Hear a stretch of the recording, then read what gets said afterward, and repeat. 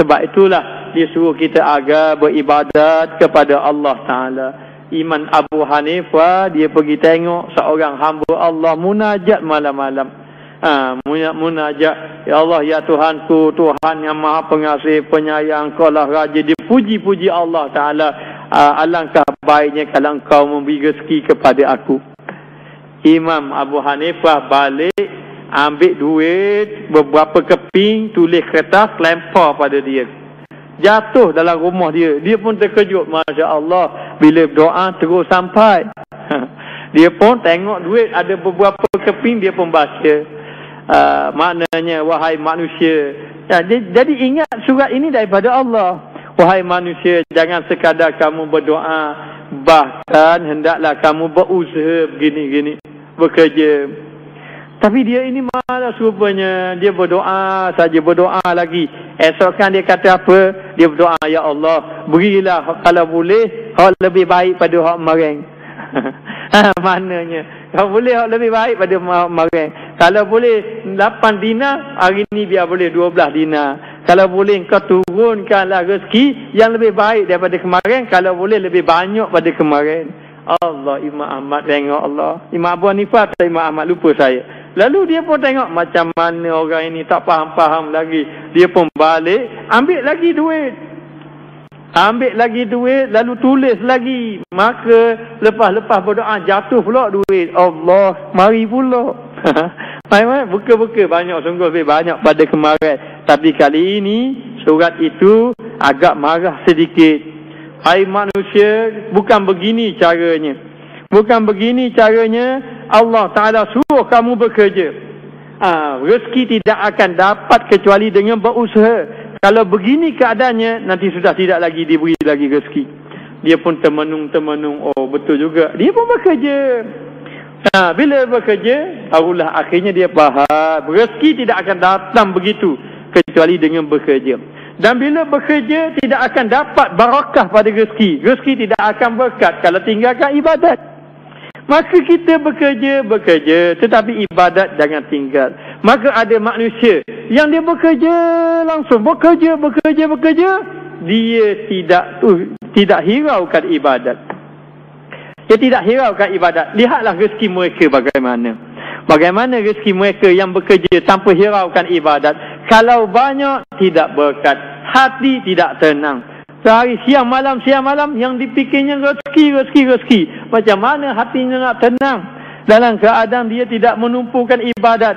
Tapi ada manusia yang dia bekerja dia tumpukan ibadat kepada Allah. Dan ada juga orang yang ditumpukan ibadat sudah kurang bekerja. Ini mungkin sudah lama dia bekerja, lalu dia tumpukan amal ibadat kepada Allah Subhanahu wa Ta'ala. Yang paling penting, kita jadilah hamba Allah Subhanahu wa Ta'ala. Buang perasaan atau satu perasaan kita ni. Perasaan apa? Perasaan jangan kata ibadatlah yang menghalang rezeki, jangan. Ingat, orang yang bekerja di pasar-pasar, berniaga di pasar-pasar, sampai masa azan, tutup sekejap. Jangan mari. Kenapa tidak tutup kedai sekejap untuk beribadat? Ada datang perasaan. Kang, kalau aku pergi semayangkan, nanti pelanggan datang. Kalau aku pergi semayangkan, nanti pelanggan datang pula, rugi pula. Buanglah perasaan ini. Memang ada. Itu ujian Allah Ta'ala. Kadang-kadang Allah Ta'ala uji sungguh. Bila kita nak tumpu ibadat, rezeki jadi kurang. Memang Allah Ta'ala uji sekali, kita tengok. Uji sekali. Oh, mana ni? Bila saya tumpu ke ibadat, rezeki jadi kurang. Yelah, selama ni mula alai pada Allah. Jadi Allah Ta'ala uji sedikit supaya hati kamu tidak bergantung kepada perkara itu. Tidak bergantung kepada rezeki, tapi bergantung kepada Allah yang memberi rezeki. Itu baru betul. Jadi Allah Ta'ala uji. Walau Allah Ta'ala uji pun buang perasaan. Tak apa. Kalau saya bersembahyang, pelanggan saya datang, saya tak dia lari. Nanti Allah Ta'ala akan ganti pelanggan yang lain. Allah Ta'ala akan beri rezeki yang lain. Allah Ta'ala akan tambahkan rezeki ini. Tahu macam mana? Ini ayat kita baca. Wa man yatawakkal 'ala Allah fa huwa hasbuh. Siapa yang bertawakal, menyerah diri kepada Allah, maka Allah Ta'ala akan mencukupkan akan rezekinya. Maka dikatakan bahawa Allah Ta'ala mencukupi akan dia. Dan setengah daripadanya membawa bimbang hatinya, susah bercita-cita. Ingat, setengah daripada manusia menjadi susah hatinya, terlalu memikirkan rezeki. Inilah yang rosak kita dalam hati kita, tak boleh nak tumpu ibadat. Jadi hati kita jadi susah dan bercita-cita. Kita ni banyak berangan-angan, kalau boleh nak macam ni, kalau boleh nak macam ni. Berangan-angan tentang rezeki, bukan berangan-angan tentang ibadat. Kalau berangan-angan tentang ibadat, insya-Allah nanti saya nak amal ibadat macam ni, beribadat macam ini, bermakna bagus, ada niat baik untuk buat amal ibadat. Tapi kita disibukkan dengan angan-angan tentang rezeki. Dan ingat kepada pekerjaan rezeki. Akhirnya ingat kepada pekerjaan rezeki. Siang, malam, rezeki saja. Baik, kita bekerja. Pukul 8 pagi masuk kerja. Pukul 5 petang kita pun balik. Ada setengah tu pukul 4.30, pukul 6, tak kira lah. Minta kalau boleh, bila kita balik, kita tutup book bahagian kerja tu. Tutuplah urusan-urusan kerja kita, tutup dulu. Waktu malam, waktu kita mencari ilmu Allah. Waktu malam, waktu kita nak beribadat kepada Allah. Tunjuk kita bersyukur kepada Allah. Allah Ta'ala beri kerja, kena syukur dah. Kerja sebab ramai orang yang tak ada kerja. Kerana Allah Ta'ala beri pula rezeki pada kita, kena bersyukur lagi. Allah Ta'ala cukupkan rezeki kita, syukur lagi. Maknanya Allah Ta'ala beri sihat pula boleh kita bekerja, bersyukur lagi. Maka dengan siang hari yang Allah Ta'ala beri nikmat yang banyak, sampai waktu kita habis bekerja, cukuplah bagian itu. Malam kita mencari ilmu Allah, kita nak baiki. Siang untuk kehidupan dunia, malam untuk kehidupan akhirat, dan dunia ini untuk kita mencari kelebihan akhirat. Jangan kata kita kena tolak dunia. Dah, kita kena cari dunia untuk akhirat.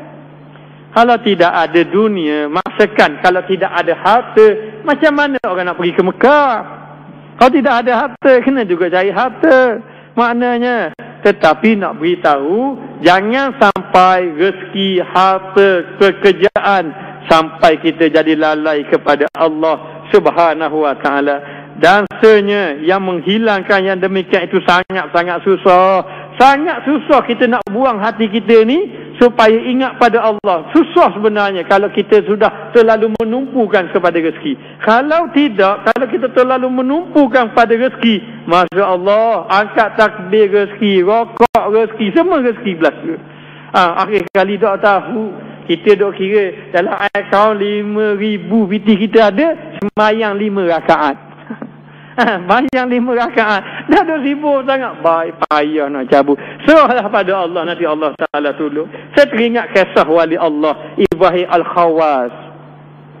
Ibrahim Al-Khawas nak pergi ke Mekah. Dan Ibrahim Al-Khawas nak pergi ke Mekah, dia pergi jalan kaki. Dia pergi jalan kaki. Dan jalan kaki dia pergi seorang. Kemudian dia pergi seorang pula, dia tak bawa bekal. Ini Ibrahim Al-Khawas. Ini wali Allah. Kalau kita tanpa bawa bekal pergi mana-mana, tak apa kalau kita wali Allah. Kalau kita jenis wali tak mula, tak payahlah. Maknanya kita kena bawa bekal. Lalu dalam keadaan macam itu, dia pun pergi. Dalam perjalanan pergi itu, ada seorang panggil, tunggu saya. Dia pun berpaling. Oh, ada seorang nak ikut dia. Boleh tak saya tumpang kamu?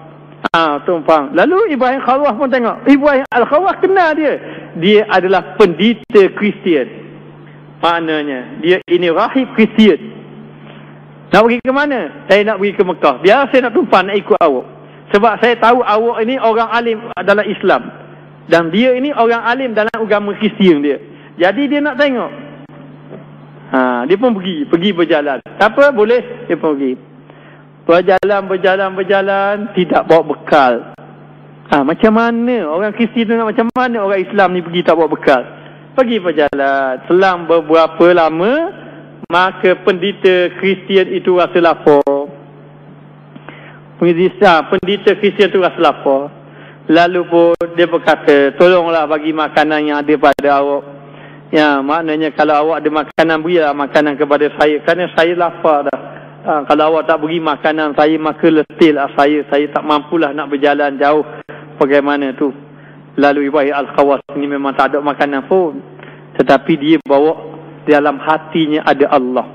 Lalu apalah kalau macam itu, dia pun pergi jauh sikit, dia berdoa, ya Allah, ya Tuhanku, sesungguhnya aku ini lapar, orang ni pun lapar, dan dia ini adalah pendeta Kristian.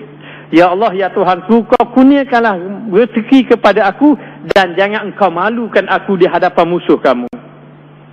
Maknanya pendeta Kristian, jangan kau malukan aku di hadapan orang yang pendeta Kristian ni, jangan malukan. Dia pun berdoa pada Allah. Tiba-tiba datang makanan daripada langit. Allah Ta'ala pun datangkan makanan. Macam mana datangkan makanan tu, Allah Alam lah datang makanan. Makanan itu ada buah tama, ada roti, beberapa ada 2 keping roti, lepas tu ada daging, ada sup. Makan. Sedaplah. Pasti makan. Oh, terkejut hari tadi. Kuatnya pergantungan dengan Allah. Sampai Allah Ta'ala tolong macam tu. Kuat pergantungan. Dia pun makan lah. Makan. Lepas tu berjalan, sambung perjalanan. Jalan, lama-lama lapar pula. Ibrahim Al-Khawas pula minta. Sebelum pendeta Yahudi tu minta, dia pun minta. Sekarang ini, mu lah minta dengan Tuhan kamu pula. Aku dah minta dengan Tuhan aku makanan, mu pula minta dengan Tuhan kamu pula. Dalam perjalanan kita nak teruskan perjalanan, mu minta pun, mu pula perlu doa untuk kita. Bak, aku pun lapar, kamu pun lapar, tolonglah doa. Jadi Ibrahim Al-Khawas nak tengok dia pula. Kalau kita orang beriman minta dengan Allah. Minta dengan Allah macam mana dia? Kata pendeta tu, tak apa, sekarang ni aku minta pula. Dia pun berdoa. Turun juga makanan sama dengan tu. Turun makanan. Ibrahim Al-Khawas naik pelik. Ada juga makanan. Dia minta dengan apa? Dia minta dengan siapa ni? Yang dapat juga ni. Lalu tak apa, lapar makan dulu. Nak tanya ke dia, makan dulu. Tanya ke dia, makan dulu, makan. Makan, bertanya. Cuba beritahu kepada aku, macam mana kamu dapat rezeki ni? Dia kata sebenarnya kamu tidak tahu. Tidak tahu. Sebenarnya bila aku melihat keadaan kamu berdoa tu, akhir sekali aku pun terfikir. Terfikir, akhirnya tanpa kamu sedar, aku memang kena minta dengan Tuhanmu juga. Dengan Allah Ta'ala juga aku minta. Maka, dengan sebab itulah, aku ini beriman dengan Allah Ta'ala sebenarnya. Maka sebelum aku berdoa, aku dah mengucap 2 kalimah syahadah, dah masuk Islam, dah aku minta dengan Allah, ya Allah Tuhanku, kalau mu betul-betul Tuhan, mu tunjuklah pertolonganmu. Itu yang dapat. Itu yang dapat. Sebab itu nak beritahu, kalau kita betul-betul serah pada Allah, lebih-lebih lagi kita buat kerja agama. Kalau buat kerja agama, ataupun kita orang yang menjaga sembahyang jemaah, kita jaga ibadat, Allah Ta'ala tak akan tinggalkan kita. Allah Ta'ala tak akan sia-siakan kita. Hamba yang sujud kepada Allah, Allah Ta'ala tak akan biarkan sebenarnya. Tapi kita kena yakin betul-betul dalam hati. Yakin, jangan tidak ada yakin. Kerana hari ini orang tidak yakin, nanti kalau saya tumpu kerja banyak-banyak kan, nanti rezeki kurang. Tidak. Allah Ta'ala sebut, wallahu khairu razikin. Allah Ta'ala lah yang sebaik-baik memberi rezeki kepada kita. Sebab tu dia suruh kita serahkan rezeki kepada Allah, tumpukan pekerjaan dan ibadat kepada Allah Ta'ala. Nanti Allah Ta'ala akan jamin rezeki kita. Lalu dikatakan bahawa kalau kita tidak buang perasaan yakin kepada Allah, kita masih ragu-ragu dalam hati kita tentang rezeki, nanti di dalam hati kita akan bergolak tentang rezeki. Ingat saja tentang rezeki, siang malam. Inilah penyakit kebanyakan manusia hari ini, yang di dalamnya disibukkan tentang rezeki. Maka tumpukan amal ibadah. Tidak salah kita bekerja, baik pekerjaan kita kecil, baik pekerjaan kita besar. Kalau nak katakan pekerjaan besar, kita mesti, kita perniagaan kita besar. Sebab tu ingat kepada perniagaan? Tak juga.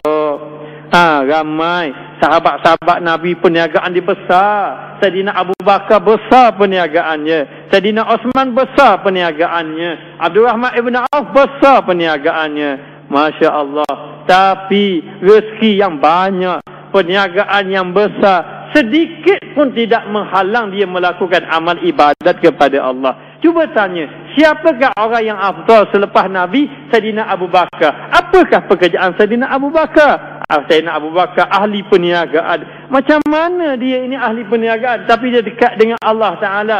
Rezeki, harta benda tidak menghalang dia untuk melakukan amal ibadat kepada Allah. Hari ini kita salahkan rezeki. Jangan salahkan rezeki. Kita salahkan rumah besar. Kita salahkan kereta besar. Kita salahkan gaji besar. Kita salahkan perniagaan besar.